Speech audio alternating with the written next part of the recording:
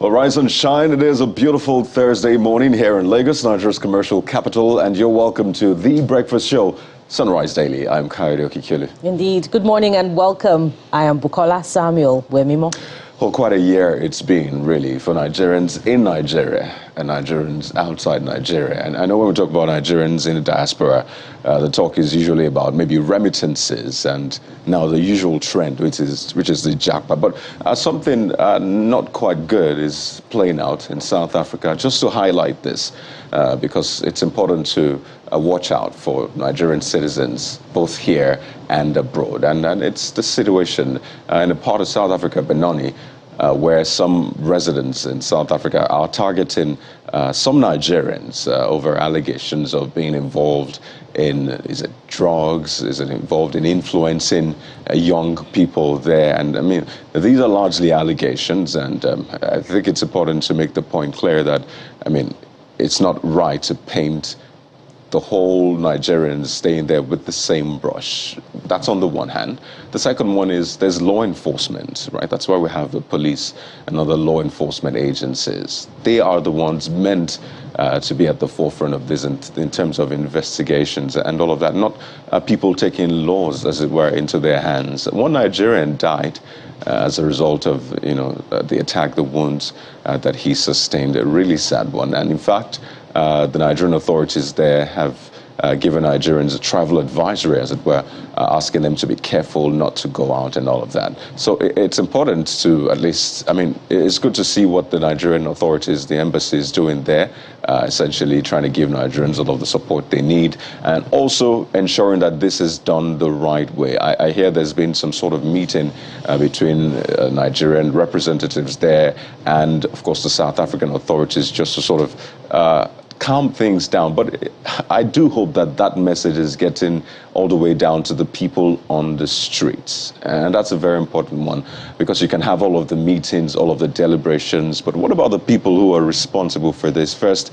is there some sort of law enforcement taking place? Are people being brought to book, arrested, investigated over this? Because, I mean, we've had this conversation time and time again. You can almost predict when there will be a spike in this. I mean, it used to be xenophobia. Thankfully, that has sort of tapered down a bit, but having this resurgence brings lots of concerns to me. Now, that's just Nigerians in South Africa. You can imagine if this is now replicated across board, which is why it's important to handle this well. And this is talking about the authorities, the South African authorities, representatives, Nigerian representatives there as well. Even Nigerian government here, there should be a strong enough statement such that our people are safe. After all, they went there, some for business, some for education, some just to contribute, their own quota, use their skills, earn money, some send back home, but essentially to better their lives. So it's important that, this is done the right way.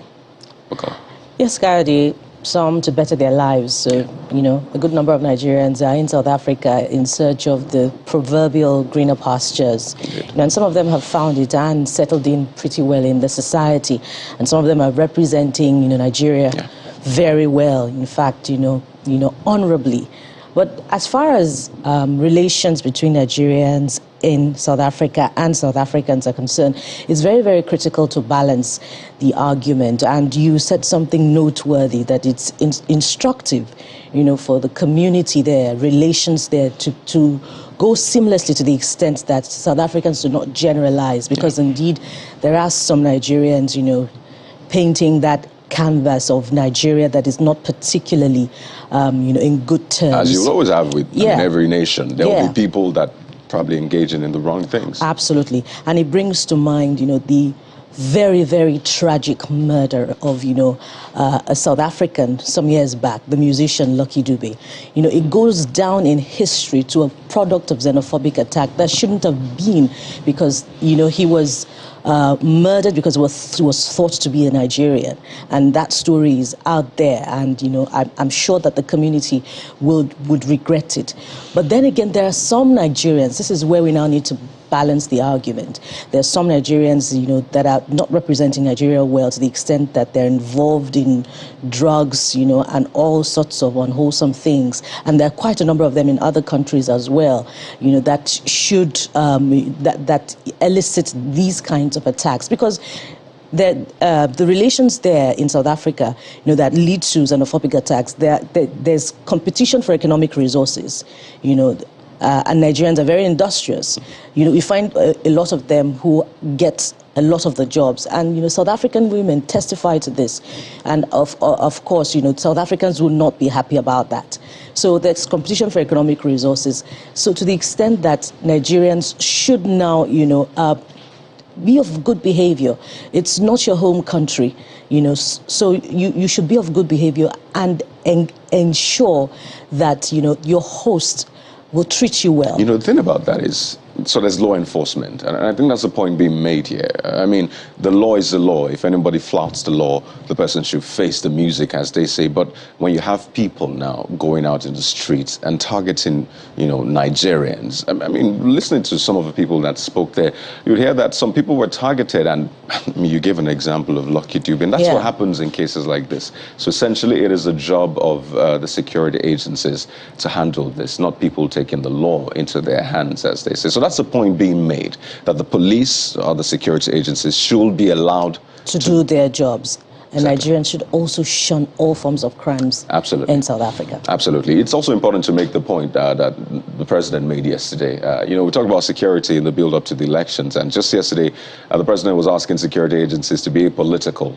And I think it was important for him to make that point. If we can, we should have that point be made time and again. Maybe every day there should be some public service announcement for security agencies and all of that to be apolitical, because it's election time. So this is our own way of propagating that it's important. We'll talk about some other things related to security agencies in a moment. But just to add that, the trainings are ongoing for security agents ahead of the elections.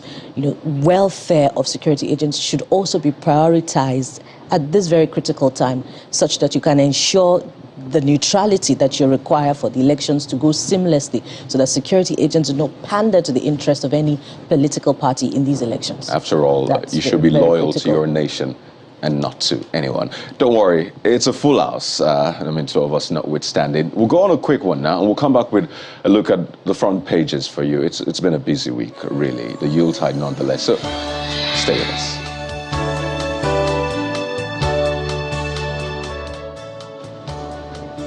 All right, let's start off with the Daily Times newspaper. And it's just off the back of what we were discussing. This is what the Daily Times leads with.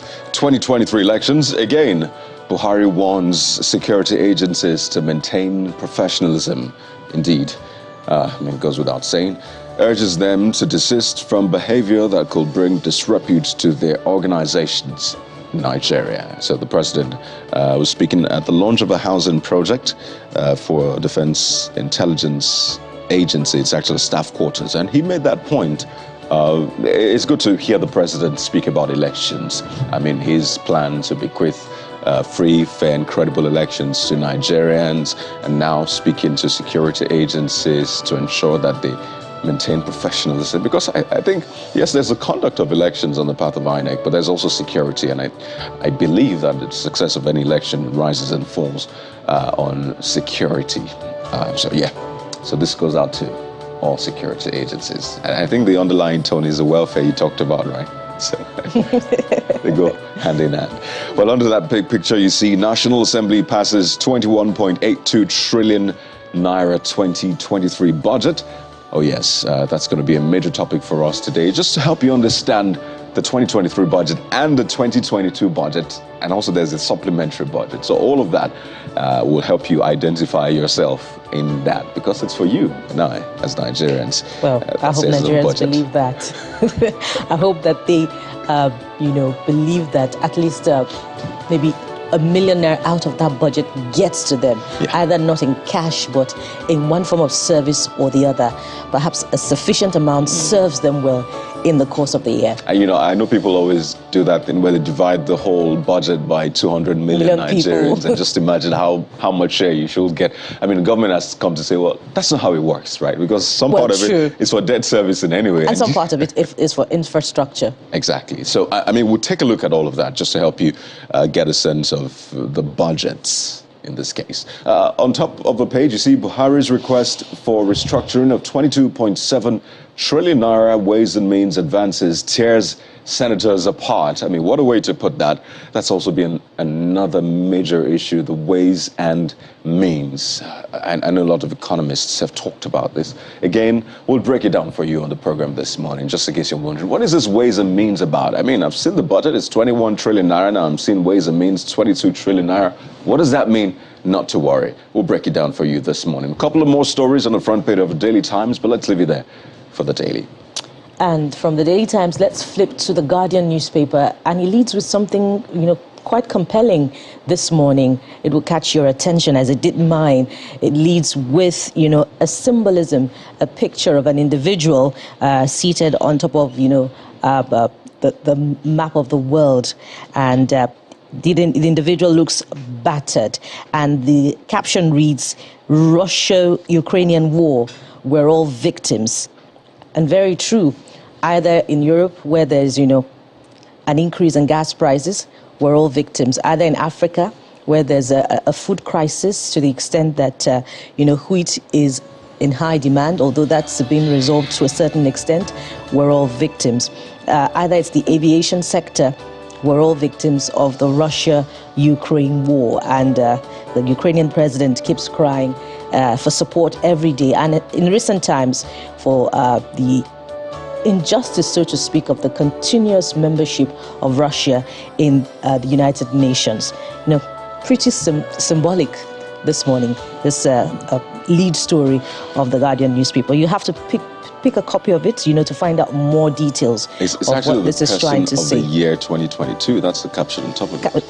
Well, beneath that you see Russia-Ukrainian war, we're all victims. So would that be the person of the year, like a symbolism of the whole world? Just one person sitting on the globe representing the whole world? The whole world, perhaps. So we'll need to understand this. If we want to understand this better, we'll have to pick up a copy of the Guardian newspaper this morning. But going to the bottom strip now, you find some stories. This is a tragic one. Calabar Carnival tragedy. Death toll now 8. Relatives narrate ordeal.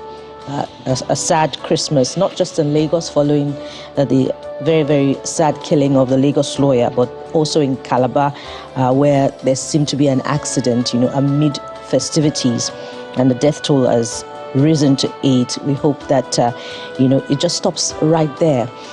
Going further, you find this one as well. Uproar as lawmakers halt Buhari's 22.7 trillion naira CBN overdraft. Okay, 21.8 trillion naira 2023 budget. And 2 more.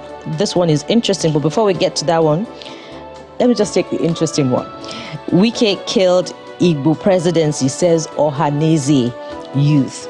I don't know exactly what they mean because he has not decided who his presidential candidate that he would support would be. We're waiting with bated breath to hear that big bombshell in the coming days. But you'll have to get a copy of the Guardian newspaper and turn to page 27 to see what this commentary is all about. Let's rest it now for the Guardian newspaper. And at the end of the day, they always say one man, one vote, right? Yeah. The decision is eventually left for you and I to make as a whole, for Nigerians to make. But hey, you understand the politics, right? So let's take a look at another front page. I tell you, it's all going to be about the budget today, at least partly. And if you just look at the Vanguard newspaper is the next on our lineup this morning. And you see there, storm in Senate over Buhari's 23.7 trillion naira Ways and Means. So some dailies put it at 22.7, some others 23.7. So apparently this, I imagine it's the addition for this supplementary budget, the 2022 supplementary budget. So there's meant to be, close to 1 trillion naira funded by Ways and Means. So I imagine maybe that's why you have 23.7 trillion naira there. Maybe. But take a look at the riders forced into executive session to avoid fisticuffs. Oh yeah, that's the word, fisticuffs. Bows to pressure, steps down Buhari's request for lack of details. So I saw the Senate president speaking to that effect. One of the lawmakers actually vehemently saying, well, this is not recognized in law, so why are we even considering it? But Not to worry, yet again, we'll break it down for you in the coming minutes. It's a page 5 read on the Vanguard newspaper this morning. And you see this one, politics again, PDP mauls disciplinary action against G5 governors. Yeah, that's over Atiku. So you just wonder, is it a little too late? Should this have come much earlier? Would this even come? Saying that, I mean, they are governors, the G5 as they're called, and and the integrity group as a whole. I think that's what they call. The appeals from some members of the party still, even though it's just about 60 days to the election, the appeals is for members of the party to continue to reach out to the G5 such that there can be a reconciliation, however late, because the losses for the PDP would be far more, than the gains, without them. Interesting. So I don't know if this disciplinary action is some sort of reaching out. Clearly not. Well, I don't know. We'll see. We'll find out who this is from, perhaps when we get a copy of the PDP will go through with it. I think that's been the big question. Really, it's a busy front page for the Vanguard newspaper. You see banks' total assets slide 19% to 63 trillion naira in 9 months. So banks seem to be feeling this as well. I mean, we've seen them declare profits time and again. So maybe this is another side to that story. And Mr. and Mrs. It's been a while. So let's see. What does Mr. and Mrs. have for us today? Okay. So I think it's a lovey-dovey affair this morning for Mr. and Mrs. So Mrs. Given Mr. some embrace, says, I wonder why people have extramarital affairs with their wedding rings on. I mean, that's just half of the joke. You're laughing already. Go ahead, Kennedy. You see Mr. saying, because, my dear, wedding ring is not a tracking device. Please don't go looking for tracking devices, Mrs. wherever you are and watching this morning. Oh, dear. Oh, dear. Okay, so that's Mr. and Mrs. or something light, as they say. It's the holidays, right? After all, it's the holidays. So, there you go. That's the Vanguard newspaper. Well, we hope we have some more light things to talk about as we flip to leadership newspapers. We start with the front page, the big story rather, where you have this one. Amid rising deficit debts, NAS increases 2023 budget by 1.3 trillion naira, raises budget, that's the first of the riders now, from 20.5 trillion naira to 21.8 trillion naira. Nigeria's debt profile may hit 70 trillion naira next year. Senate in rowdy session over Buhari's 22.7 trillion naira request asks CBN to extend deadline for old naira notes to June. Why? Well, of course, we'll be asking these questions, in the course of the program. As we go to the right-hand corner, there's this one. Gunmen bomb police headquarters in Anambra. Free suspects. Just yesterday we were talking about insecurity in another part of the southeast, Ebonyi State to be precise. Now we find this one, and one of the papers led only in recent times with the report about the possibility of the disenfranchisement of a sizable number of voters in the southeast owing to insecurity. So, security agents must be deliberate about ensuring the maintenance of law and order in the southeast such that we do not have that prediction come to pass. As we look at a few more stories now, 19 die in second Niger road crashes, or in 2 Niger road crashes. I'm not quite sure what that means. If it's a Niger road, maybe a road in Niger State, but it's a page 12 read so that you so find. Perhaps there were 2 crashes. 2 crashes. On that axis. Yeah. And lastly, politics 2023, G5 governors weigh Tinubu Obi options. So perhaps that's what has informed the suggestion of disciplinary action by the party, the opposition party. Let's leave it there for leadership newspaper this morning. Well, take a look at Daily Trust. Daily Trust, well, it's a departure from the trend, really, the budget trend, that is. And this is, about EFCC auctioning 160 houses and lands worth billions of naira. And you see just on top of that, after selling 649 vehicles. So Well, it's not a giveaway, actually. I mean, funds, I imagine, will be remitted into to the Federation account. Federation account. So and it's important to also perhaps give information about that. So after all of this auctioning, this is how much we have raised. This is what has been done with it. After all, this is an anti-corruption agency, and they must be seen to first, be transparent, be accountable, and all of that. So you see this one, Dezani, ex-NI's DG's houses, others up for grabs, government agencies, others to enjoy right of first refusal. Really? Experts commend decision, advocate due process.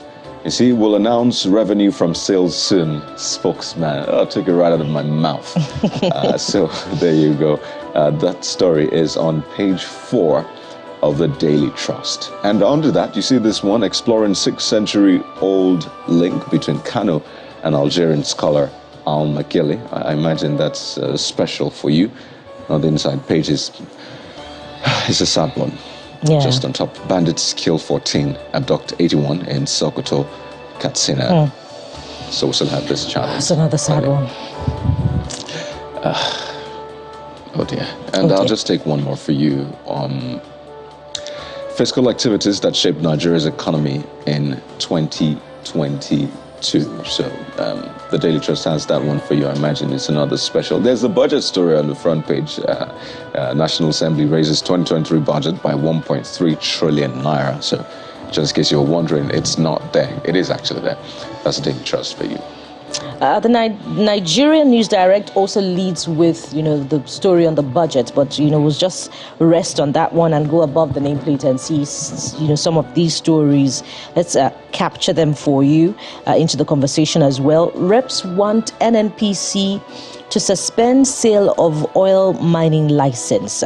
Which of the mining license is being talked about? I guess we'll have a conversation on that one in the coming days, but, suffice it to say, that there needs to be, a holistic look at the problems in the oil sector.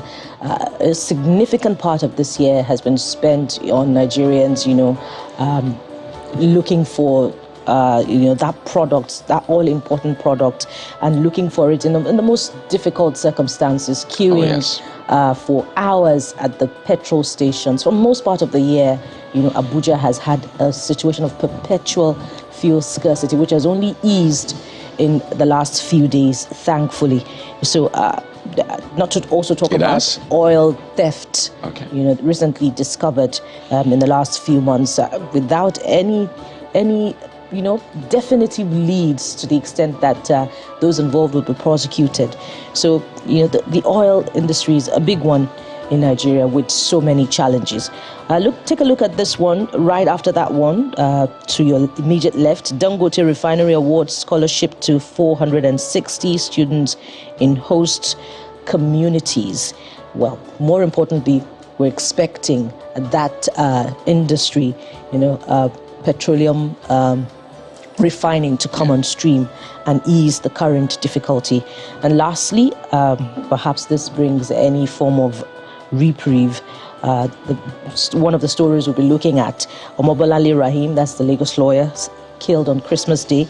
IGP orders suspension of officer Vandi. Let's leave it there now for the Nigerian News Direct. Although there's still a lot to unpack with that one, really. But we'll do that for you on the program this morning, not to worry. I'll take a look at this Nigeria next. Leads with the budget story, as you would expect. Amid uproar, Senate steps down Buhari's 23.7 trillion naira request.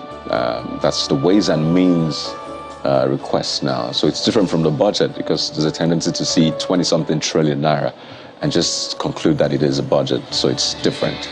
And that's why we'll be breaking it down for you this morning. You see the writers, lawmakers argue Ways and Means advances not known to the Constitution. Okay. Domestic debt hits 22 trillion naira as NASA approves 819.54 billion naira supplementary budget. So just captures some of the highlights of yesterday's plenary yesterday for you. So a lot to unpack with that one, as we've said. But also, there's that story. Senate urges CBN to start implementation June 30th next year. That's on the Naira redesign. So, yeah, we wonder what the response will be now from the central bank, saying that there's been some sort of shift. But that's for the transfer limit. There was an increase in the limit. Originally CBN gave a limit. So that's the only area we've seen the CBN budge. So will the CBN also budge with this limits, or rather the deadline for the Naira redesign, exchanging your Naira notes? We'll wait to see. The limits remain. The limits have been increased, but the revised limits remain. Yeah, they remain. But it's just the Naira redesign that the Senate is urging the CBN to extend the deadline for. I think we need to clarify on that one. So from January 31st to June 30th, we'll see if the CBN would accede to that request. But suffice it to say that we're not getting the new Naira notes from our ATMs and from across the counter withdrawals anyway. So we don't know where this will lead. That's what I find really baffling. So you just wonder, maybe there are other things at play here, because you expect to get the new Naira notes. Imagine you've taken all your old Naira notes, you take them to the bank, and you're like, oh, thankfully, I'm done with these old Naira notes. And you go to ATM only to get back the old Naira notes again. And you're like, no, I don't want. But that's what it is right now. And you just wonder what exactly is going on there. There's a story on IGP ordering suspension of errant policemen. So that's what this Nigeria says, policemen, on Bolanle Raheem's murder. But listening to the spokesperson of the Nigeria Police Force yesterday on our political flagship program, Politics Day, he said that just one policeman is in custody, and that's the policeman involved directly. So you wonder if the suspension is still for the policemen. I understand there were three of them on duty at that point that day, or just for one person. Again, we'll get you more details. The reps seek ban of alcohol consumption by police. Well, it's a sad one on top of the front page. Ohaneze leader Obiozor dies at 80. You find that on the inside pages as well. Let's leave it there for this, Nigeria. And if we have more time for just one more, I believe, let's go to New Telegraph. It also leads with the budget story, but let's take a look at some other stories for you this morning. Unpaid salary. Reps tackle ASU over deception allegation. Interesting one there. That tells us that, the conversation, of course, we know the conversation on the ASU strike, the suspension, the litigation issues, the payment of half salaries. Lots of issues, really. Lots of issues have not been resolved. Now we have this one on, deception allegation. What's it all about? You find the story on page 2 of New Telegraph. There's this one right after that one. Phone tax. Nigerians to pay more for calls, data, as Senate passes finance bill. So many ramifications to this all-important finance document. Well, there's also other tax issues, that have been raised. Perhaps we'll have time, to look a bit more at that document in the coming days. Yes, we should. And 2 more stories now.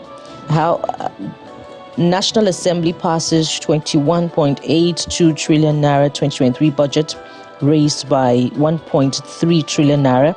And just beneath that one, perhaps we should just go above the nameplate or under the nameplates to look at some interesting stories. We find this one. I'm very difficult to satisfy, says Mr. President. Where was he speaking? Recalls his tumultuous military career marked by coups, and I believe this is detention. That's a page 4 read. I'm interested. I'd like to look a bit more about that, perhaps later on. But the president has been talking a lot about his retirement lately, talking a lot about how it's been difficult to satisfy Nigerians. Now, this is a bit more personal into his person. Let's look at the next one. Okowa, reject APC, join PDP to rescue Nigeria from economic quagmire. Says Delta doesn't need proud governor. Some politics this morning. It's page 4 and 5 read. Let's leave it there now for New Telegraph newspaper. And I believe that sums it up for the review this morning. Coyote. Well, indeed, Bukola. But that's just like, as I say, a tip of the iceberg. Yeah. So we'll go on a quick break now, and when we return, we'll break down the major issues for you. The budget. I know we always have personal budgets, family budgets, even company budgets, but this is a national budget, and we do hope it has your name on it. So please stay with us.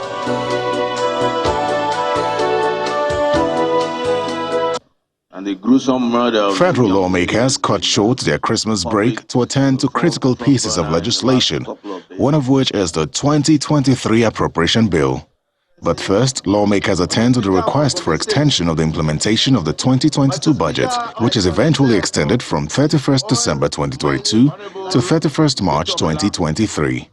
The purpose for the extension is to ensure the implementation of key capital projects in the Act, which have not been funded as at this time. Both chambers then passed the 2022 supplementary budget of 819.5 billion naira, as requested by President Muhammadu Buhari. The Appropriation Committee, having considered the detailed provisions of the bill, the contribution of the subcommittee, and general impact it makes in ameliorating the havoc caused by flood across the country.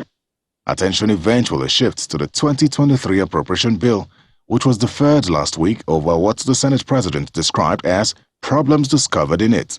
As the 9th National Assembly passes its final appropriation bill, hopeful of maintaining the January to December budget cycle, the Senate President has a word for the executive arm. I want to take this opportunity to urge the executive arm of government to implement the 2022 Appropriation Act.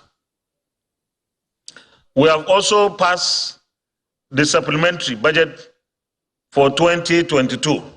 We expect total implementation, no selective implementation. The 2023 budget of 21.83 trillion naira passed by the National Assembly shows an increase of 1.32 trillion naira from the 20.51 trillion naira budget proposal of President Muhammadu Buhari in October this year. The recurrent expenditure is maintained at approximately 8.27 trillion naira.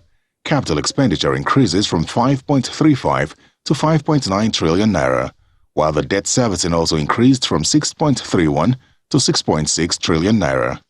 Some key capital allocations include the Federal Ministry of Defense, 285 billion naira, Health, 134.9 billion naira, Power, 195.5 billion naira, and the Federal Ministry of Education, 153.7 billion naira.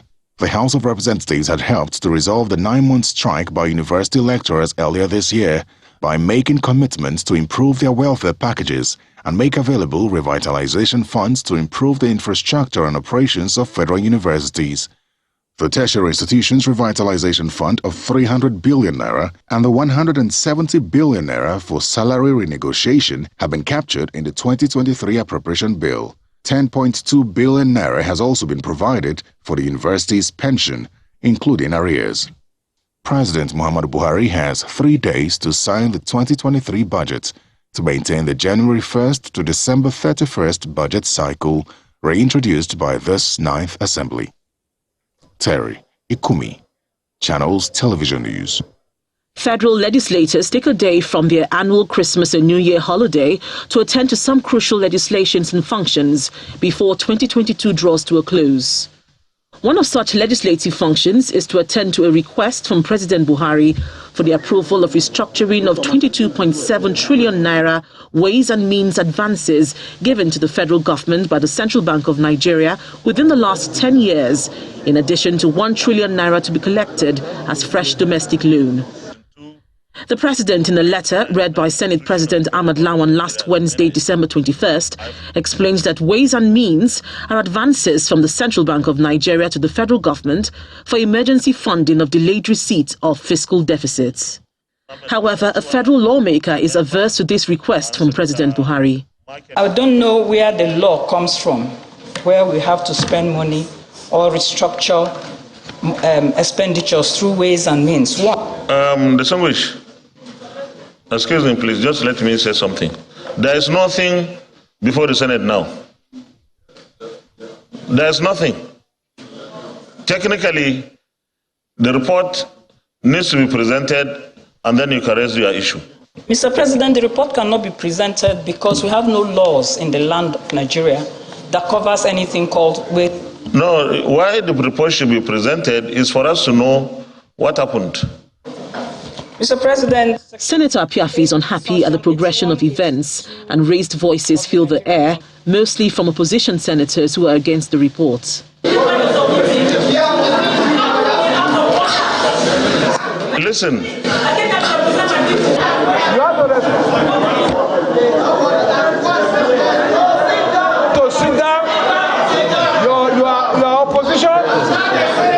Efforts by the Senate President to make his colleagues back down is unsuccessful, prompting him to call for a closed-door session to resolve the matter. Nearly an hour later, the private session ends and the Senate announces its resolutions on the Ways and Means request. That the restructuring of 22,719 billion of Ways and Means be stepped down for further legislative action. The Senate President sets up a special committee to summon the Minister of Finance, the CBN Governor, and heads of other relevant agencies to provide details on approvals and expenditure made from the 22.7 trillion naira. Meanwhile, the Senate passes the finance bill, which proposes key reforms to specific taxation, customs, excise and fiscal laws through the amendment of several tax laws. However, a member of the House of Representatives, Honorable Onofiok Luke, raises concerns that certain amendments in the finance bill will not address the hardship faced by Nigerians. The economy and the situation from globally to nationally has affected the lives of poor Nigerians.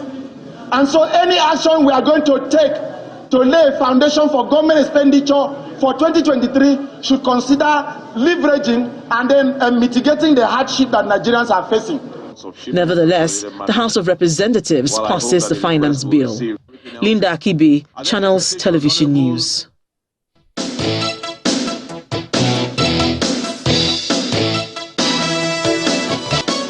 As you can see, there were lots of issues raised during plenary yesterday at the National Assembly. I mean, it's usually a quiet time at the National Assembly during this period of the year, but because of the budget, it was quite a busy day. In fact, the lawmakers had sort of cut short their Christmas break to deliberate on this. So we'll take a look at all of the issues that have been raised.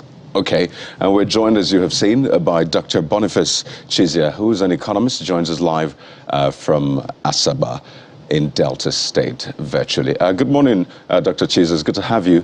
And, well, do I say happy holidays to you?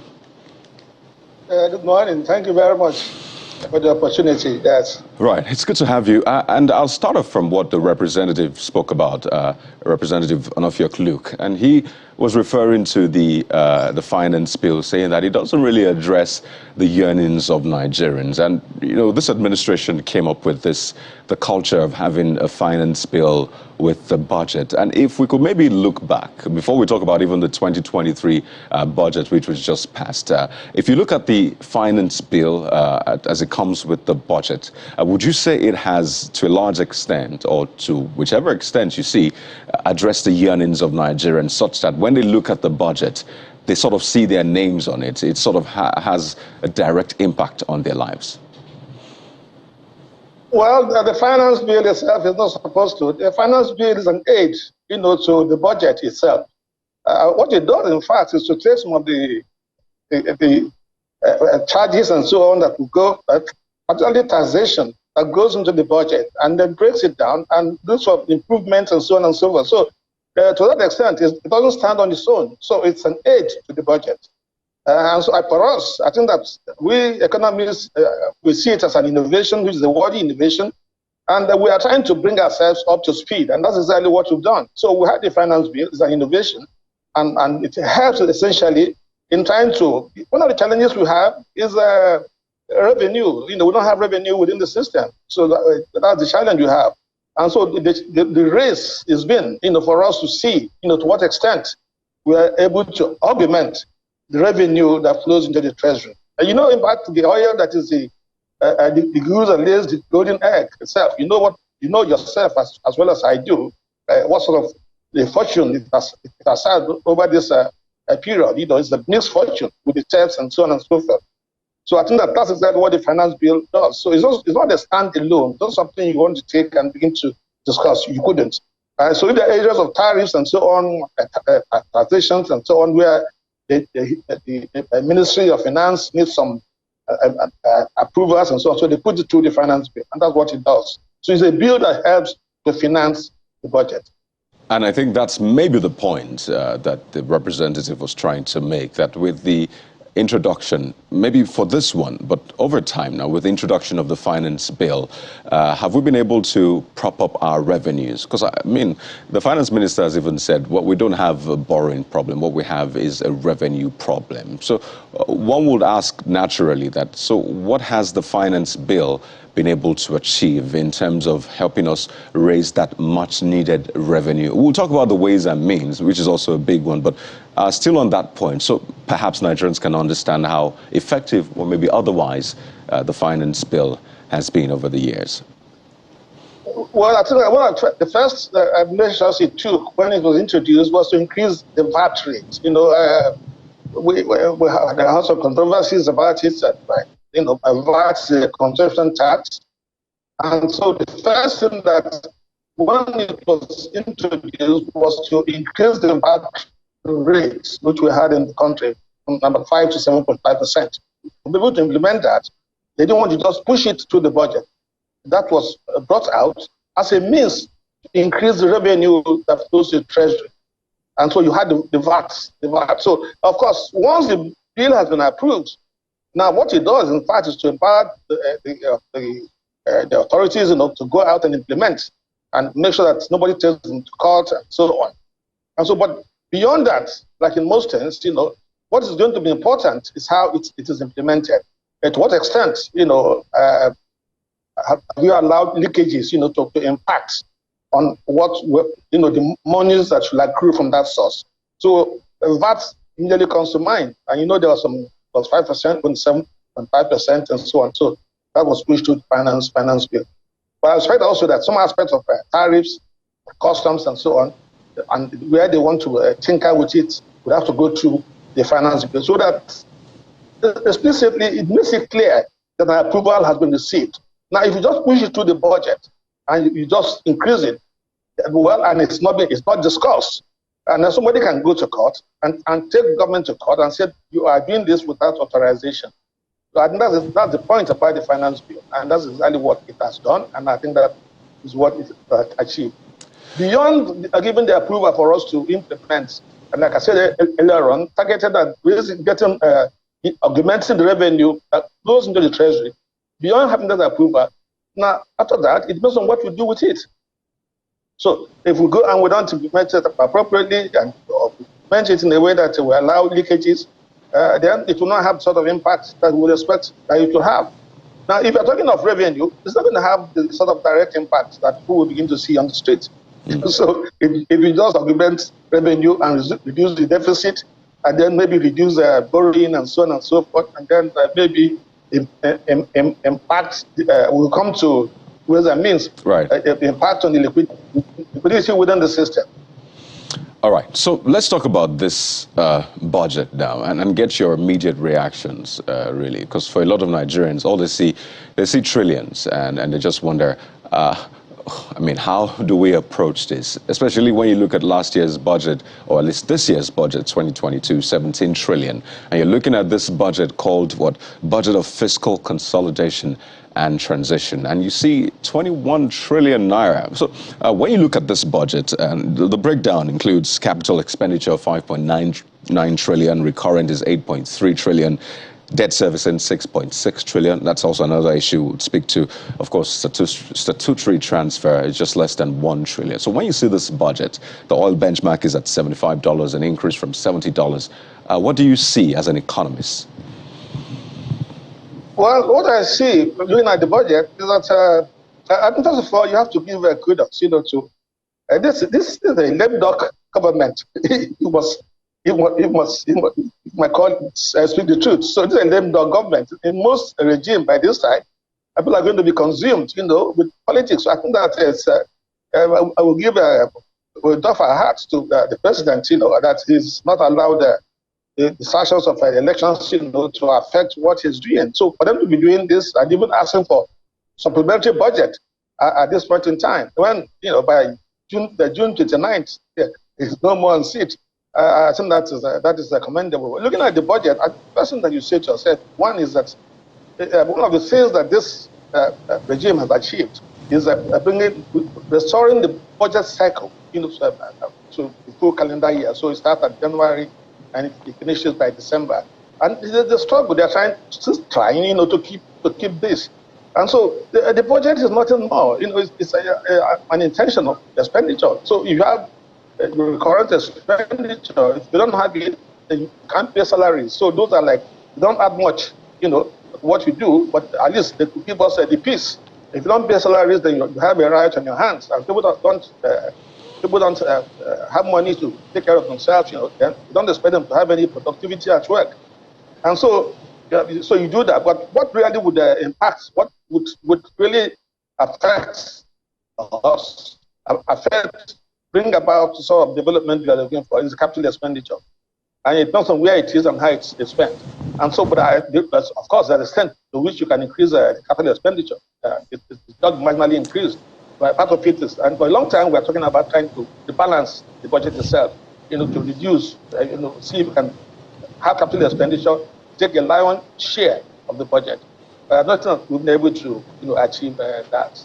Well, the point you made about the January to December budget cycle, for 2 years now, we've seen an extension of the budget implementation, especially the capital component, beyond December. For this year now, it's been extended to March. For the previous year, we saw an extension as well. So is it still right, really, to say we still have a January to December budget cycle when, in fact, it's been extended beyond December, not once, not twice? Yeah, obviously, I think that we don't learn fast. We try to talk, we say these things, but they don't get it. What we should do is we have a ruling budgeting system. At the time we had that in this country, you have a 3-year budget system, and then all these extensions and so on will not be there. It should be a relic of the past. And so what you don't spend, you just simply roll over. But like we already said, each time you come and then you say, look, we're trying to keep this cycle January to December, and then you make nonsense of it, because then you're not asking for supplementary budget, you're asking for extension, as we've been told now. It's been extended to March 31st. And so it's still, it makes a mockery of this claim that we are still maintaining the budget cycle of January to December. What we should do is have a 3-year rolling budgeting system, whereby in 1 year, the first year, second year takes changes and things that you're not able to implement the second, first year. You go to the second year.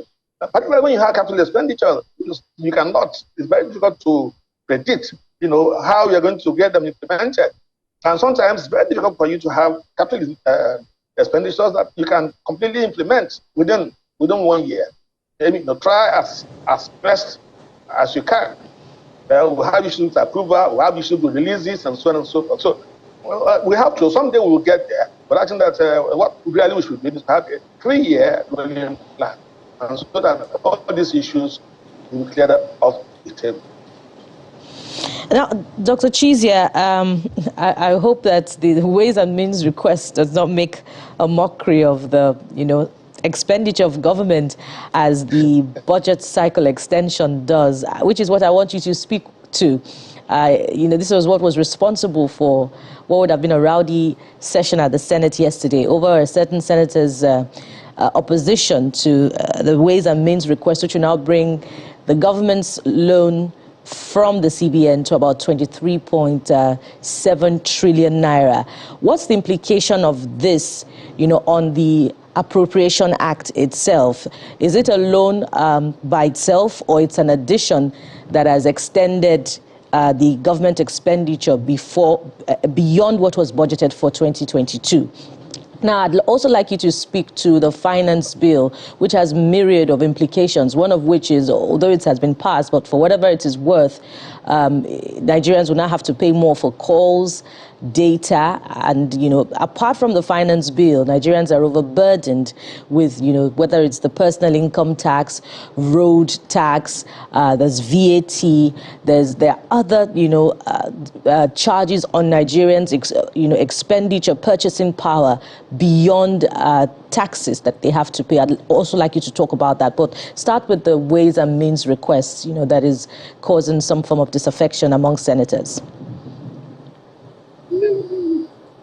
Well, okay. I don't know. Have I lost my?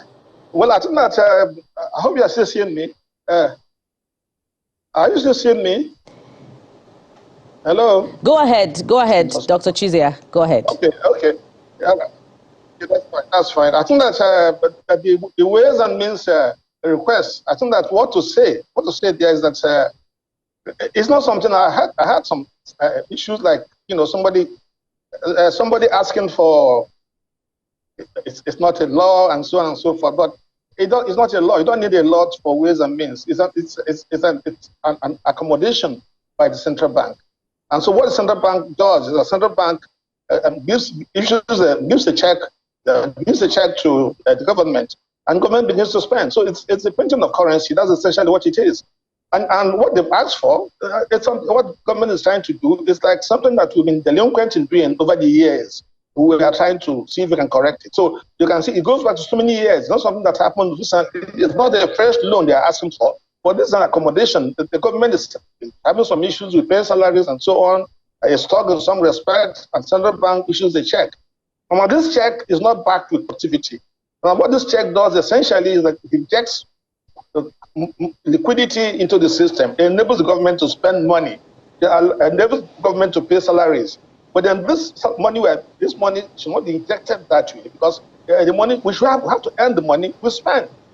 So that's why we'll have a deficit in the budget. Then we'll have to go back and try and deliberately finance the deficit. And if we're not doing that, then that's exactly what it's trying to do. But what we're not trying to do is to correct, if you like, a historic error which has gone on in the system, whereby we carry this on and so on. It's not been funded, and the money has been injected into the system. And what the president is trying to do is to say, look, okay, let's go back and begin to correct this. Let's go and issue bonds, and then begin to now, the way it should be done, begin to earn money to correct this. So it's an error that we've carried along, and it's something that has been with us for a long time. And the president is trying to say, look, let's try and see if we can correct this. That's exactly what it is. So, but there's lots of misunderstanding about this, in the system. I have somebody saying there's no law that talks about Ways and Means. So it's like saying there's no law that says government should be borrowed, and that's like a specific form of borrowing from the central bank. So you don't need any law. Once you approve the budget and you have your deficit, and the authorities tell you how they want to fund that deficit, and you allow them, to go ahead and do it. Once you give that approval, then they are looking for money, to keep to what you've approved. So that's exactly what it is. So I think that a lot of confusion, and we should really begin to have sessions, maybe in the new dispensation, whereby we come in and educate our lawmakers. I think that they need to know. There are lots of things that go wrong with the budget. For instance, the fact that each time the budget goes into the National Assembly, it is hiked up. It's wrong. It should not be done. They can reduce it, but they should not hike up the thing, because the person that is in charge, you are going to hike it, and you are adjusting rates of some of the assumptions that they made. You take the price of the barrel that's put in the budget, and you can increase it to get some accommodation and so on.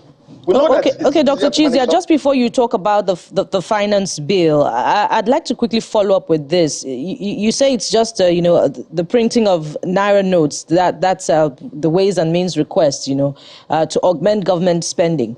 But isn't this what the governor of Edo State has always been talking about in the last year or two, and drawing attention of the government to the implications of on the Naira note and on the economy, and on the growing debt burden of the federal government? Yeah, that's exactly what he's been saying. But I've also taken a position that it's better to do that.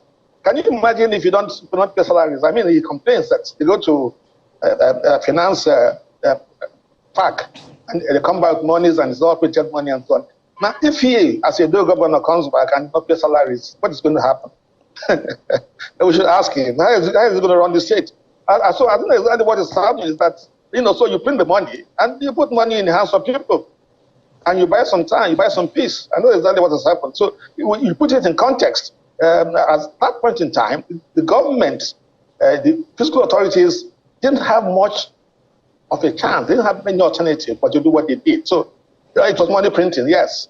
But you printed money, and the implication it has is that it stokes up the rate of inflation within the system. But people have the illusion, they have the money, and so they can buy things, buy goods and services.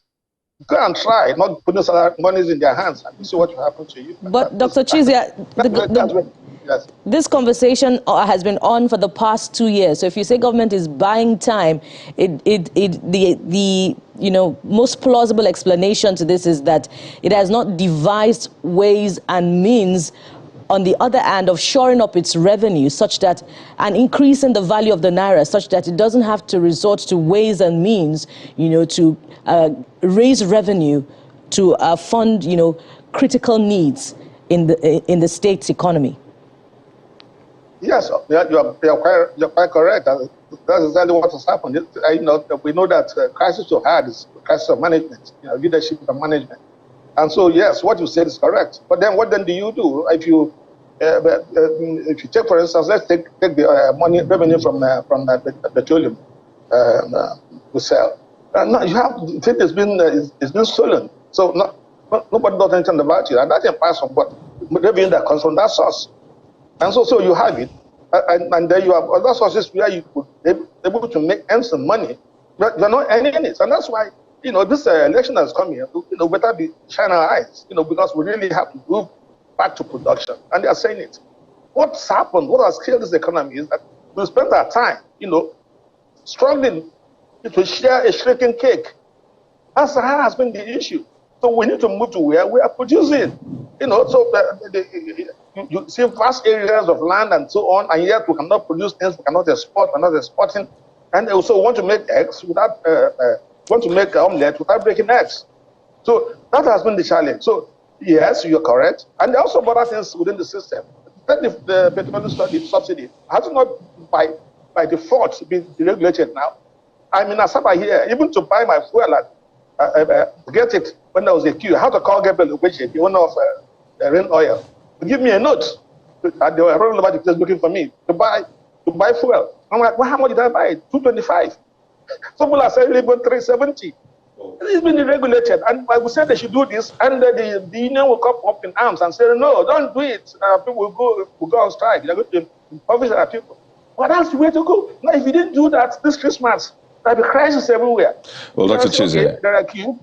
Yes. Right. Pardon me. I mean, we can always talk about this, especially when we had the opportunity to do this about 10 years ago, but there was vehement opposition, even from this current government and all of that. But still on the ways and means, because I think this presents an opportunity to clear it out for Nigerians to understand this.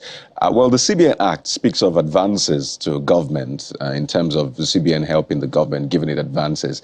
But a certain guidelines of the CBN specifically mentions ways and means, but that's a CBN guideline for 2022.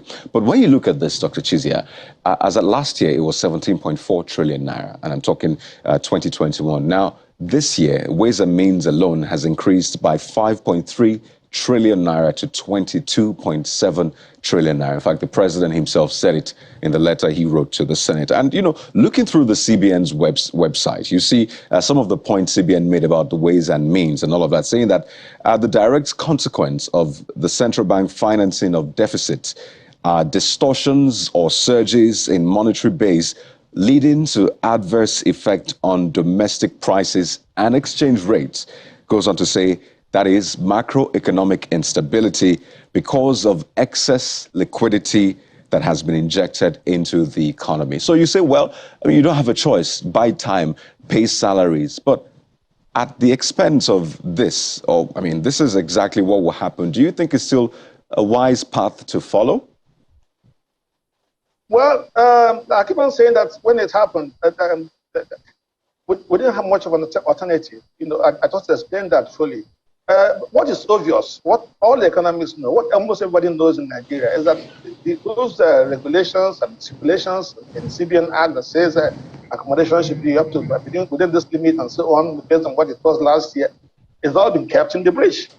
You know, so we don't have that discipline in our environment. Sometimes because we've not managed our affairs very well, things have gotten so badly, so much out of hand that it's very difficult to manage. If you want to keep to, what the law says, you better be doing it. You better have the discipline and be doing it. But not when the thing has gone massively out of hand, that then you are now, begin to say you're going to do it. We know the central bank has given money to the government beyond what central bank should give the government. But also, I said to people, in this environment, you have to look at the powers of the central bank governor, vis-a-vis of the president. Central bank government, the government to some extent, is handicapped, in our environment. So they must have a central bank governor that has such a clout that we're able to, look the president at the face and say you cannot do this. More so when such requests have, lots of political implications and consequences. And so those are the challenges I think that we have to come up with. We need to clean up our act, and it's not something we can do overnight. It's not that we have to resolve. We hope the election 2023 will deliver the results we expect, and so that we begin to change the narrative, begin to do things the way they should be done. But it's not something that will happen overnight. It's not like a switch. You don't just turn it on and you get the light. But that is the process. It's going to be. It's not a dash, but it's going to be a walk. It's going to be a very long walk.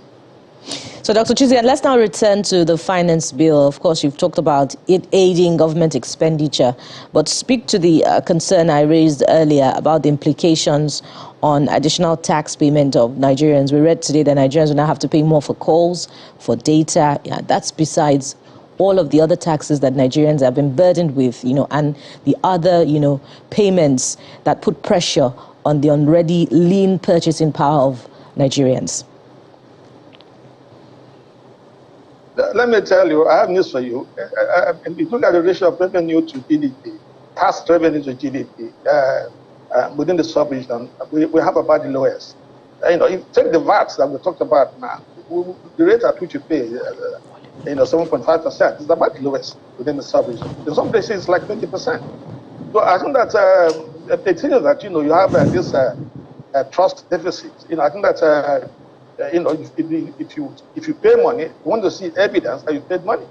So you have problems instead that you are being taxed, and you are not seeing the benefits of taxation. So you are being taxed, and you are still generating your power. As I speak to you now, I'm on generator. I'm generating my power. I have to get my water and so on and so forth. Why am I paying that money? But if you don't pay that money, then government doesn't get that money, and then it has expenditures to carry. And then it goes borrowing like it has been going through. And then it gets to a stage where even the borrowing, it won't have people lenders who are willing to lend. What is saving Nigeria, what I've been in the situation of Ghana today, is just because we have some resources which we are still able to serve. And we're such a large economy. So, so people tend to, they're careful with us. But look at what's happening in Accra today and see what the issues are having. They're going to now go into an engagement with IMF. Now, all because of these issues, of course, there are environmental factors that are contributed to this in terms of the Russia-Ukraine war, COVID, and so on. They all contribute. So that it's not something that is, restricted, to us per se. So that's the thing. So we have to be patient and know that, yes, things have gone wrong, but then what we try to aim for and what we pray for is that we have to commence the process of getting us on the right track. And that should be our prayer. Dr. Chizie, besides, providing a framework to ensure proper planning and execution of government expenditure, are you optimistic that this finance bill would in any way provide engendered transparency in government expenditure? I ask because, at the initial stage when the 2023 budget was first passed, recall that the Senate President raised some concern about some gray areas discovered in the budget. And that was hurriedly, resolved.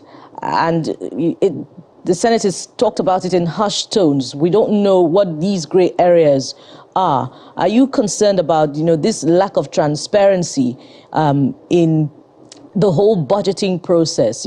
Every year we have budget tell us about, some additional, items included in the budget. So are you optimistic that it will provide, transparent and gender transparency in the whole budgeting process? Well, I think that you can't fight corruption. When you have corruption within the system, like you have it in Nigeria, it's not David Cameron that says we are fantastically corrupt nation. I'm not buying that anyway. But when you have corruption to the extent that you have in Nigeria today, there are other people around the place who try to do things, and some of them don't do it imaginatively. So you're trying to do something, and you're saying to yourself, what if I'm caught? So where does that leave me? So some of these criminals, they do things, they have one track mind. But the finance bill, all it does for you is one, I meet you, like I said earlier on. So like you said, courts and so on is being increased. Somebody could go to court tomorrow.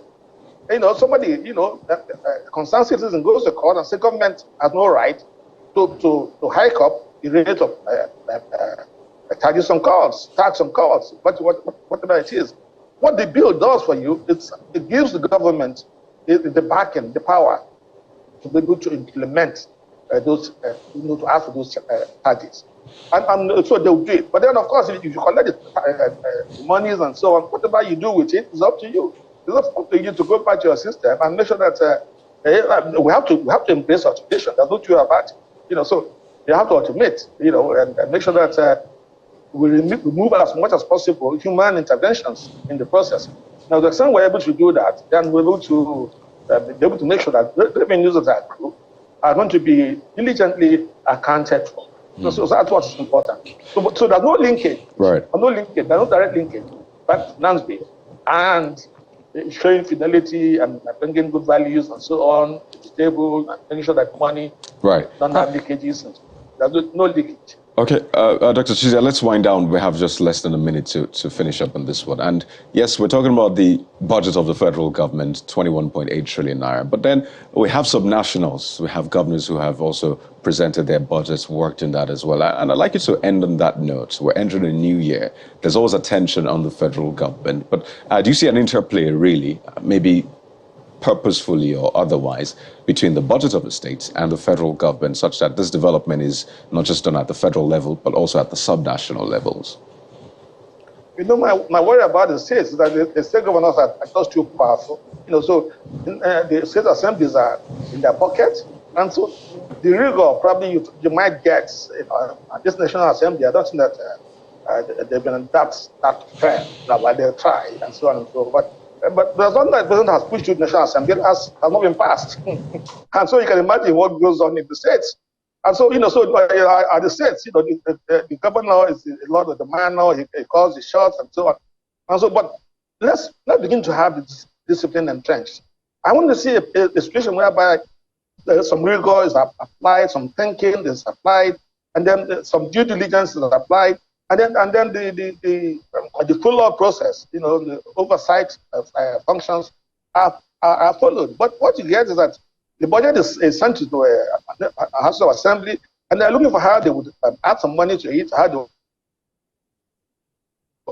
make sure that consultancy projects are going to be funded, which they themselves are going to implement. And so, so I think that there are lots of things we have to correct, and I hope that the begin to do that. After all, we have an opportunity to do that in the new year. But we'd like to thank you so much for your time. In spite of the holidays, you join us. Dr. Boniface Chizia is an economist joining us from Asaba in Delta State. Thank you once again. Thank you for having me. God bless you. Amen. We'll go on a break now, and when we return, we'll discuss a matter that has wrenched hearts, one of the sour points of this Christmas. That's in a moment. Please stay with us. Mrs. Raheem was 7 months pregnant with twins. Mr. Speaker, concerned that the same incident happened earlier in the month, 7th of December to be precise, by officers from the same Ajiwe police station, gunned down a young man by the name Gafaru Braimo which sparked a bit of civic unrest. Mr. Speaker, worried that this type of occurrence happens often across Nigeria and that the officers usually get away with shooting and killing same innocent citizens they swore to protect. Mr. Speaker, our prayer is that we should have a 1-minute silence in honor of the 2 gun victims in my constituency in the month of December. That an immediate investigation be carried out to get justice for the 2 victims. Mr. Speaker, police officers should be banned from consuming alcohol and other hard substances that is capable of inhibiting their sense of reasoning and capability to carry out their duties judiciously. That has been a sore point of the Yuletide, really. Heart rents. A lot of people still trying to grapple with what played out in Lagos, the Ajah area of Lagos, on Christmas Day. This morning we're taking a look at the issues that have come up, what we need to do to ensure that there's justice on the one hand, and this is not repeated, because this is one too many. And we're joined on the program this morning right here in our Lagos studio by Mandy Asagba, who's third vice president of the MBA, also president African Women Lawyers Association, OLA. And right next to her is Fumi Adeogun, a treasurer MBA Spittle and Pioneer Chair, MBA Body of Vice Chairman. Both join us in our Lagos studio this morning. Thank you for joining us on the program. Thank you for having me. Going through that story again, you just keep hoping and just wondering, what if? But I'd like to just ask you, because I imagine for the body of lawyers as well, it's been a pretty difficult period for you. How have you been handling this, really, this incident and the aftermath for you? I'll begin with you. Thank you very much. The incident actually was highly unfortunate. Personally, Bolanle Raheem happened to be my own church member. She was a friend. We're in the same department, so the school teachers. And when I heard about this incident, the first person that called me was the chairman of MBA Keja branch. He called me early in the morning of 26th of December. Fumi, have you heard what happened? I said, what happened? A lawyer was shot dead. At where? So I had to go through to the media and see what was happening.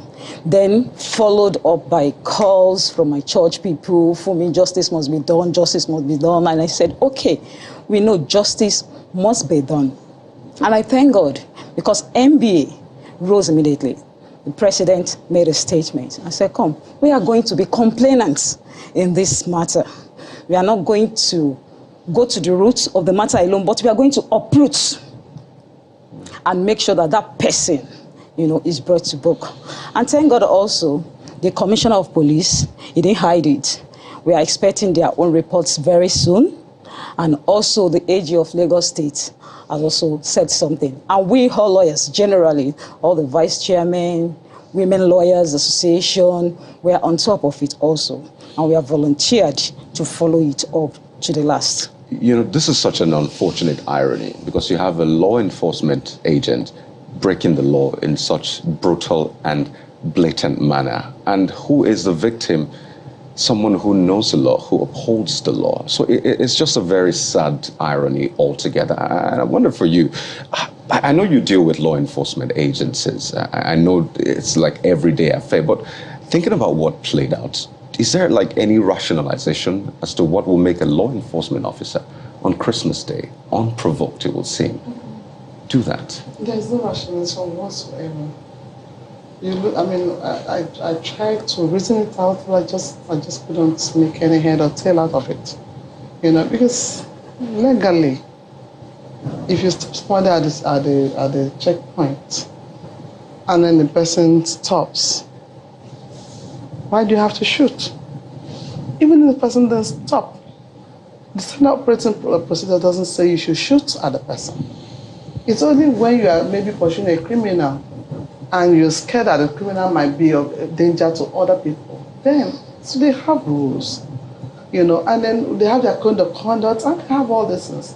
But one thing I've noticed about the system in Nigeria, particularly the police, is that they kind of go outside of the law at every point in time. They violate the law. That's the word.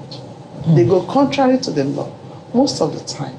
And then legally, when you stop somebody at a checkpoint and the person stops, why do you have to threaten the person? Why do you even have to cock your gun in the first place? Because I understand he was saying that he only threatened. Why do you have to threaten anybody with a gun? Is that what is expected of you as an officer? No. Constitutionally, it was totally wrong. You know, going by the police SOP, it's unacceptable. And then anyhow you look at it morally, it's, honestly, it's so inhumane. I still can't begin to imagine it. It's unthinkable, I must say. And I said to myself, this could have happened to anybody. So if Nigerians are going to keep quiet at this, then trust me, I mean, anybody can be the next victim. But I thank God Nigerians are not keeping quiet. The NBA has, I mean, the president has said it without mincing words, that we are ready to go all the way out. We are ready to be the complainant with the family. We are also ready to ensure that we uproot, not just root to the root of the matter, but uproot the system of injustice happening in the land. You know, we talk about, let's talk about NSAS. You know, NSAS, I look at it like, what have we gained from NSAS struggle? It was actually to ensure that we have a police that is a friend to the people, to ensure that the police is well treated, to ensure that the police does not brutalize any Nigerian anymore. But if after that, with all the lives lost, even though they claim lives are not lost or they claim it's just a few, but we all know as Nigerians our lives were lost, you know. And then if after all that, with a panel of inquiry and everything that we went through for many months, and then we're still having this, excuse me, it's almost like there's no hope. But then, as human beings, we must have hope, because if we don't have hope, then we're all dead. Yeah, what I'm looking at now, what I'm looking at is a situation where the police will now, they need to sit down with their officers. It's no longer a case of, oh, we have done this, we have done that. Right now, as I speak, there's no, police has no business employing anybody who is not educated. Look at some of the approaches, you know, to tackling it from the root, as you have, both of you have rightly noted. First of all, let me commiserate with you on this very tragic loss of one of your members. May her soul rest in peace. Both of you have talked about the need to go to the root, and you know this was part of our conversation 2 days ago on the program. I wonder if it would be right to begin to take a second look at that division of the police command, the Ajiwe police station to be precise, because it's not just, you know, the loss of your member that has been recorded. In that week, there was another member, and, you know, we can also recall an incident from Lekki Axis as well. In the course of the year, the sound engineer who was, unfortunately murdered after an altercation with a police officer. So is that one of the things that you'll be looking at, you know? Is it possible to begin to profile that aspect of the division for misconduct? Yeah, that's one of the, the right out there, I'm like, they need to investigate that Ajiwe police station. Because if so many casualties are coming out from that position, it means, all is not right, you know. And then let's look at it critically. Now this man, the officer that shot this, our colleague, is 33 years in service. So 33 years, that's 3 decades in service. He ought to know better. That is where I'm really, really concerned. If it was maybe some kind of baby officer, maybe a year or 2 years old, in service. You're talking about 3 years in service. For crying out loud, it just tells you that we have a deep step problem, which must be tackled. It also means that they must have been doing this in the past, and somebody somewhere had, covered them up, and then they are still on the streets. Okay? In this instance, I tell you what if the sister did not go after this officer to at least get his identity and all that? It will be one of those stories of stray bullets.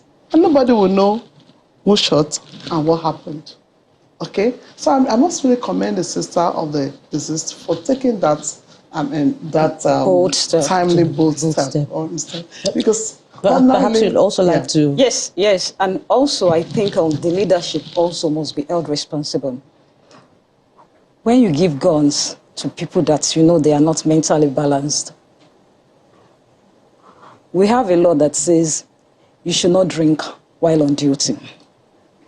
And nobody should offer them alcohol too. And they are going out in the morning. I don't know whether they do anything with them. They don't check them. They don't check their system. Whether they have taken something, they just give them rifles. And they go out there to intimidate ordinary civilians like me. So I think when we start making them responsible for the actions of their subjects, then maybe they will wake up. I even learned that the former DPO there, because of similar incidents, was replaced. Another person came, the same thing occurred. Same Ajiwe police station. Same Ajiwe police station. In fact, some people were even saying that, let's go and burn down Ajiwe police station. And I said, you dare not say it in the public. But I say I will be covered, I will say it here. That is what people are thinking out there. People are always afraid driving through that Aja axis now, because they will stop you to do what? They just want to beg for money, nothing else. One of my friends recounted her own experience. She said she was going and they stopped her that very day. She didn't have any money. She said she had to talk to them in a very low, tone. That, don't worry, I pass every day. By tomorrow, once I pass, I will give you money. She said, do I know that the second day that she passed through that axis, the same policeman stopped her and demanded for money. That she quickly brought out money and gave him. That the third day, when she passed, the same police officer stopped her. And she was like, oh, God, I gave you money yesterday. And I said, oh, you did? Oh, you can go. You can imagine. If they have money on her, what would have happened? And, this is the experience of millions of Nigerians. Millions. I mean, on social media, you see time and again people giving their experiences. I mean, police responds from time to time. But before we go on this issue, I'd like you to respond to this. The IGP has recommended that the officer who is responsible be suspended. Now, for some people, they thought, is it going to be just suspension? Will it be a dismissal pending when this case is explored and brought to a conclusion? So is that acceptable for you, perhaps by extension, the MBA, the suspension? Yes, I think why they suspended him is for him not to interrupt with the investigation process. And immediately after the investigation report is out, to be submitted to the AG, the file and everything, and they will commence. It's not only suspension, of course. Of course, it's not only suspension. Finally, I think court will now decide, of course, what will happen to him at last. You said earlier that you'll be named as complainants in the case, the NBA now. Yes. And earlier on, Mr. Sagwa, you were talking about reforms, and the lessons of the NSAS. So I imagine that in your argument, you'll be moving for some form of reforms. Some Nigerians are already speaking in that regard, calling, out the Nigeria police and demanding that they wear body cameras so that their conduct, on the streets can be monitored. Are there any? Do you align with this? And are there any other additional recommendations? Stop impunity. We're for it. Now, apart from them wearing cameras, we should at this time and age, have cameras on our streets, on all the highways and all the streets. Because the crime rate in Nigeria is becoming so alarming that if we don't have cameras, then it means we're still not there yet. We have a long way to go if by this time and age you do not have cameras on us still recording what is happening. And then for the police officers, one thing I will say is this. They have their code of conduct. They have their SOP. But hardly would you find any officer going by these codes of conduct. Madam, I'd like to pause you for a moment. Yeah. We're due for a break. We've been due for a few seconds. But just hold that thought, because it's a very important point you have made. And we'll get your response to that as well. But we need to go on a quick break. And when we return, we'll explore this issue further. So please stay with us. Ofumi Adeogun Mandi Esagba still with us in the studio. We're discussing the unfortunate killing of the lawyer, Raheem Bolanle, who was killed on Christmas Day. I mean, a lot of us Didn't see that coming. And the sad thing, it could have been anybody. And you were making that point about the SOP of police officers. And I don't know, really, and I'd like you to tell us, because you have some sort of relationship with law enforcement agents.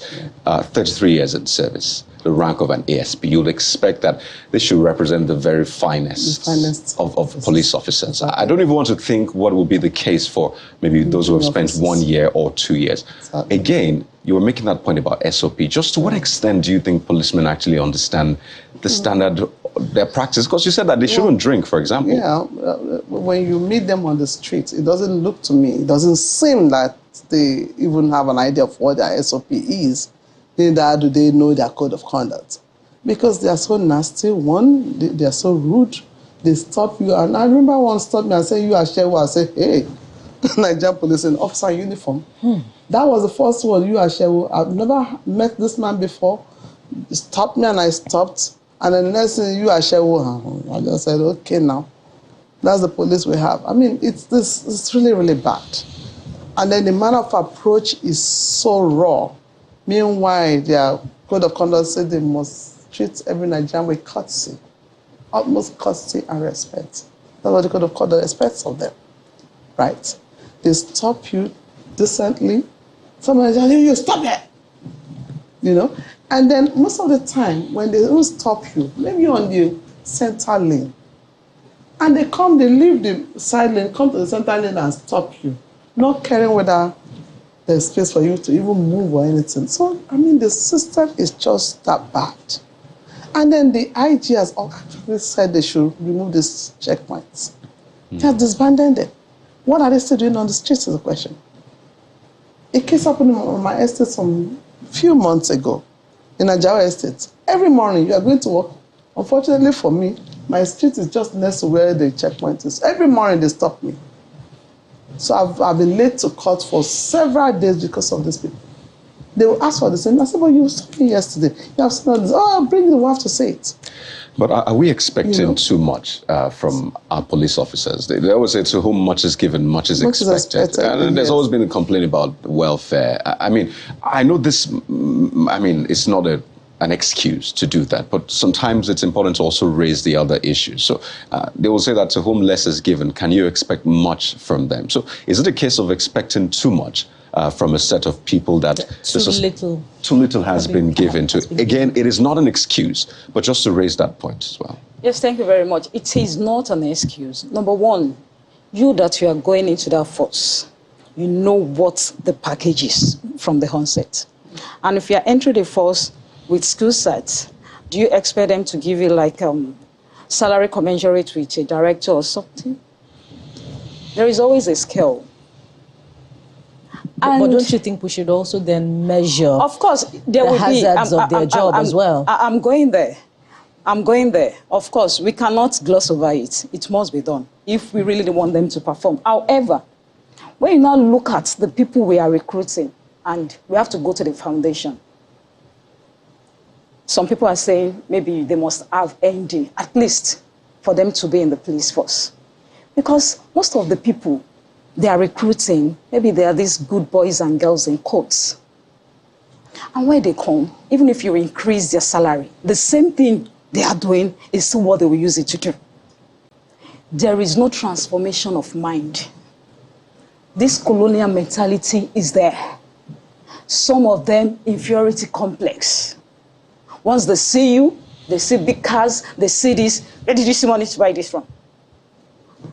Are we on the same level? Am I doing what you are doing? Sure you get. So their mindset, once they put on that uniform, is that I'm going out there to catch a criminal. Forgetting the aspect that they have to protect life and property. They have to preserve law and order. But to them, everybody is a suspect. Once they go out, they want to catch someone. They want to extort someone. So if you don't have good ones, as in transform and train them properly, they have training and development department. They have like 8 departments. Logistics, supply, finance, training and development. They have research and planning. And they have DIGs that head these departments. What are they doing? What type of training are they giving them? The Human Rights Commission is going round, you know, training police officers to respect human rights of people. Despite that, we are still seeing all this. So it borders down on the type of people we are recruiting. If you like, give them millions as salaries. That's innate. That's their blood. Once you don't change their mindsets, once you don't train them properly, they will still continue to do what they are doing. Like jokingly, she said, someone called her a show. Also, while on duty, you know, I've seen the police officer toasting a lady on uniform, toasting while on duty, and neglected all other things. Traffic people were like, I look at that police, but it was busy toasting a woman. Now, before we lose time, let's also touch on another very important aspect of the conversation, which we examined, you know, during the break. Yes. The State Commissioner for Justice, Mr. Onigbanjo, has said he's going to personally lead the prosecution, coupled with your own plans as well. Will that give spin, you know, to the case for justice for Mrs. Raheem? Yes, it will. It will. Please elaborate on it. It will. You know, when you see the AG himself in court, I think it will send a signal. The police or any other person will not just come and say they want to delay it in one way or the other. And the judge too will know that, oh, this is a serious business.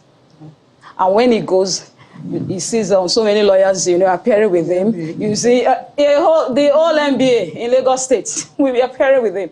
So they will know that this is a serious case. But my own take is that I don't want him to just take over this matter alone. We should also look at that Brimos case too. That was shot. It happened on the 7th of December. Let them do that investigation report and submit also to the AG for that one too to be done. So that, because that is what we lawyers are called for. It's not because it's only our members we can come out and say no, for all citizens. So this guy too deserves justice, and I think it should be done at the same speed. Right, and I think for all Nigerians, I'm coming to you on that point really, because a lot of Nigerians go through this. Sometimes it's swept under the carpet. Even though the police comes out to say, well, we've done this and this, they go on social media, put up reports and updates on that. But I mean, the AG cannot maybe represent every victim of police brutality, really. But is there a way we can have something sustainable? Because Nigerians look up to lawyers to defend their rights. Now, a lawyer has been killed as a result of the infraction a lot of Nigerians have faced. And it looks like it might not stop at this. So is there something that maybe the body of lawyers, I know the NBA put out a statement, some of which I'll even put out to viewers this morning, but is there anything that you're planning such that even if the AG will not represent everybody who is a victim of police brutality, by the way, in the past, some have not gotten justice. Even though we had that NSAS panel, there are a lot of people that have not gotten justice. So is there maybe a thinking really to have this sustainable manner to approach this such that policemen uphold the very law which they are meant to enforce? Yeah, the decision of Vice Michael, that's the current president of the NBA, well, one of his key points is to partner with the police and all the law enforcement, all the law enforcement agencies to ensure that justice is dispensed speedily. Now, how do you get justice dispensed speedily? The aspect of investigation is very key. If the police does not send their file to the DPP, of course, nothing happens. So once we have that rapport to ensure that the files are, duplicated and sent to DPP in good time, then we're talking about justice being on track. And then once that is done, and we also liaison with the judiciary, of course we're members of the judiciary too, making sure that these cases are given expedited trial. So of course, we're on the right track. So, but I'm looking at it from the angle of, okay, sometimes it's beyond us. When it comes to witnesses, in a case like this, you don't be surprised that when you now call witnesses, some of them will tell you, I don't want to enter trouble. I won't go to court. So most of the time, that's the problem we have. You call for witnesses, you send out the witness summons, and you do everything, and they don't show up. Is that the expectation for this case? There were two other officers with this officer. Exactly. No, those officers, they just have to come if they are called to come. because they're officers. Okay. We're talking about people who must have been at the scene, who saw what happened. Well, the family members should suffice. And for some, yes, they should suffice. But at times, for you to really get the family member, at that point in time, they were too traumatized to even be able to say this is exactly what happened. But some people around there would have seen everything and can tell the story better than the people that, you know. So if this can come, of course, that would be good for us. They'll be making noise now, but tell them to come to court. That's another issue. So because we handle a lot of cases, criminal cases, I know that has been the problem. Why most of these cases are delayed. You don't get witnesses. You keep adjourning. At the end of the day, the court is frustrated and the next thing, okay, dismiss. Case is closed. That's it. You wanted to add So, but in this instance, I'm believing that we are going to go the extra mile. We might even become investigators in this matter. You want to add to Yes. that? Yes. You know, NBA has really done a lot. It's just for people to know what we are doing. If anything happens around your jurisdiction, I tell them, look for any NBA branch in your area. Go and lodge the complaint. They redirect. Like we have all the vice chairmen of branches. They are statutory chairpersons of Human Rights Committee. So once you know that NBA, we have like almost 123 or 124 branches all over. So in Lagos alone, we have like 5 or 6 now. So just look for any Nigerian Bar Association branch, go in there, lodge your complaints, and I can assure you that you will get justice. Also, NBA have Human Rights Institute. We have launched Sorosoke. I think it's just for us to create awareness to the public. So what know is that this Sorosoke? Is it Sorosoke, that is speak out. Yeah. Okay, so is it like a Speak portal out. where people Yes, can... portal for NBA. NBA has that. Oh, interesting. Yeah, particularly in the digital age where events happen and you can use your mobile device to record. Lodge your complaints online. But people are not actually aware of this. I think we need to sensitize them more. You made a point which I'd like you to elaborate on, and because this, it looks like one too many. Who knows who will be next? Hopefully this ends here. And it looks like, I don't know if it is not enough justice is not done, or the investigation is not done well. And you were making a point about the process of investigating, especially within the police force. Do you think it could be improved such that it is better done, justice is swiftly served, and anyone who's engaged in infractions will have it at the back of his mind that, well, I'm not going to be shielded. I'm going to be exposed and justice will be served. Do you have an issue with the current setup as it is right now? Yes. You know, we have a maxim that says, Nemo Judae cause in causa sua. You cannot be a judge in your home cause. Like when I read it online that the 2 officers that were arrested along with this alleged murderer, they've been released, haven't concluded their investigation. I said, wow, so if you can conclude this investigation so fast, why can't you conclude the other one too so fast? And shouldn't those officers, you know, bear responsibility for some form of culpability because they were there at the time of the incident? Of course, we know. Ordinarily, if it were to be ordinary people, they would have charged you together with, for conspiracy, number one. So I would like the CP to tell us why they were released. The report should be made public for us to know. Let's see the process, and let's see why you just quickly release them. You completed that investigation within how many hours? And on this one, we are still there.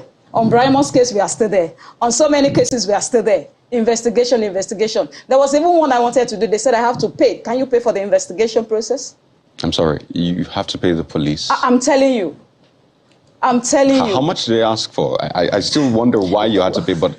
No, well, that's a standard procedure for most police stations because there's no funding for investigation. They made me understand that for them to carry out that particular incident I complained about, they have to travel to maybe Akure. So I have to pay for logistics and everything. So at the end of the day, when you have the money, well, like I called my people, I said, it's better you settle this, madam. Let's go. And justice can be done in that case. Justice can never be done. So they're also victims in some sense. Yes. That's the word.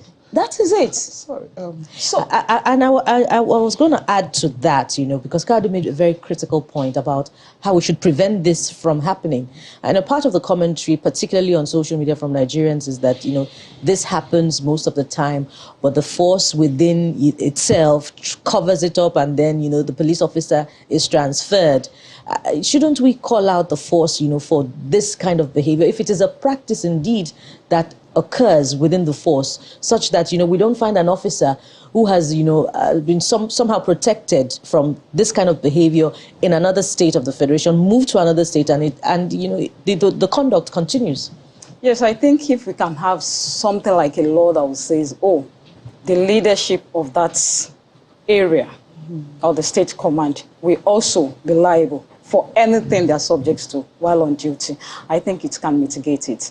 Also, if we can reduce that aspect of them, if we have police officers or all these agencies, if they commit any crime, let the prosecution be done by the Attorney General of the states and not they themselves prosecuting themselves, because they will be judges in their own matters. They are investigating their homes, and it is what they come out for to tell you that during the course of nothing, and you will say nothing.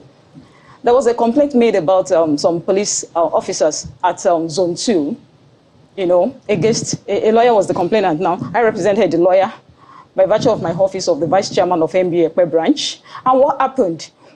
We've been on that story since like 2 or 3 years now. No justice. And at the end of the day, all because police officers were involved, they first came down that, oh, let's settle this matter. And when, lawyers were like, no, we are going to see the end of this, those police officers must be, brought to book, blah, blah, blah. The next thing, they said they got an advice from their own department, legal department, saying that our own lawyer, the complainant, should be charged to court. For her free. What does that mean? You have to help us out here. Fighting in public. For fighting in public. Can you imagine? Oh dear. Sorry, that is what we are facing every day. That matter is still pending in Zone 2 as I speak. And I hope the AIG there will be listening to me, and maybe you can call me and say, come and elaborate more on this matter, and I'll be glad to do it. On the issue of the officers that were released, for me it's a no-no, because they were there at the scene.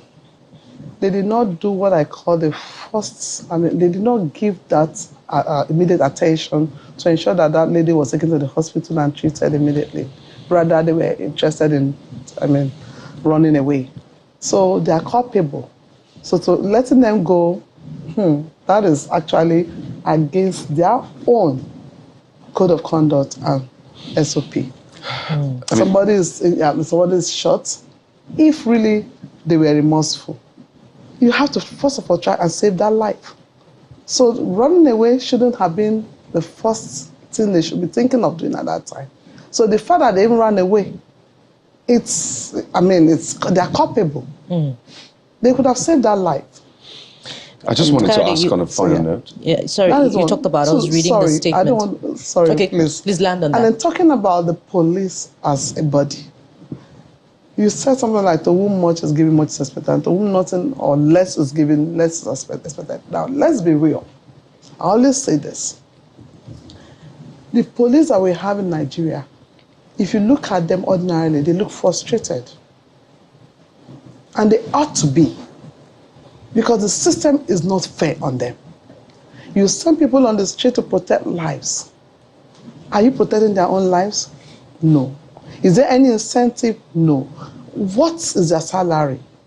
Can their salary actually sustain them for even a week or two? So we have a system where it's like they give incentive to people they should not be giving incentives to. If there's any system that should be giving good incentive, it is the police force. All right. Because they are risking their lives every day protecting Nigerians. Indeed. We're out so many of them time. die on a daily basis. We're out of time now. It's unfortunate that we lose people here and there, but more police officers die on a daily basis. So what is going to do about that? We're out of time now, but 30 seconds on this one. The NBA is also moving for the state governor to follow the model of paying compensation to the family of the Raheem. Will you also be moving, for same for the Ibrahim? Yes, yes, very well. Yes. The civil and the criminal aspect should be pursued. Compensation should be number one. Number one. We'll definitely stay on this because we need to ensure that justice is served and this doesn't happen in the future. If you look at our constitution, I noticed that and I'm like, okay, under the constitution, if you're arrested illegally, there's a provision for compensation and apology. Now, when somebody is killed illegally, there was no provision whatsoever in that constitution.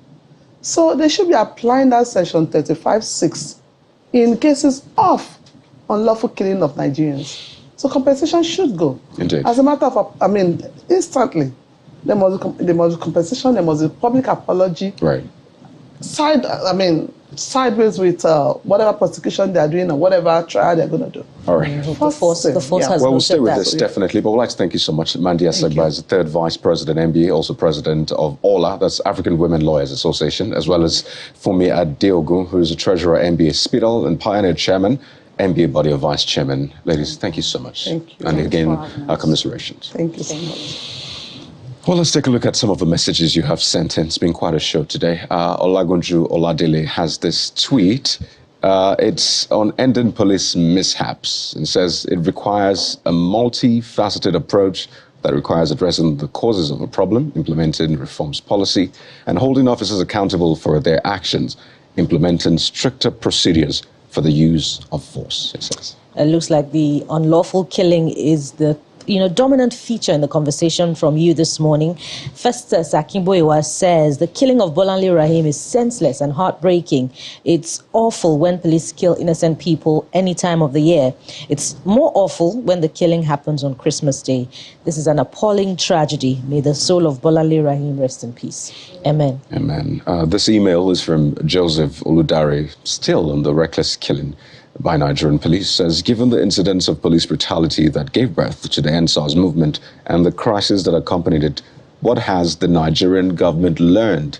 He asks, what has Nigerian police learned? How does someone pay tax and sub-tax is used to buy rifles that kill him or her? How can citizens be killed in the manner Nigerian police kill our people? There should be an independent organization that will be responsible for routine drug tests for men of the Nigerian police, and anyone culpable of drugs should be dismissed. Too many science students, in quotes, in the police system. I think there was this talk about the NDLEA. Maybe there should be an NDLEA unit in the police that does that routine check. Perhaps, maybe. You need to listen to this one from Prince Ndukauba. And he says, in Oyigbo, I believe, and Aba areas, both the military and police have employed civilians who mount on the checkpoints, collecting money for them. The corruption among these uniformed men is quite outrageous. Something needs to be done in order to stop this. Well, Prince Ndukauba, visit the nearest NBA branch to you and make this complaint. Perhaps if you can also provide evidence. Yeah, and I know the police is listening. So, I think this is enough information and tip-off to ensure that these areas are looked into. That's why we're here, to provide information. But it's been a show. We have to wrap up at this point. Thank you so much for being a part of our morning, or allowing us to be a part of your morning, as the case may be. To have a wonderful day ahead. I'm Kayode Okikiodu. Yes, make the best of it and stay safe. I am Bukola Samuel Wemimo.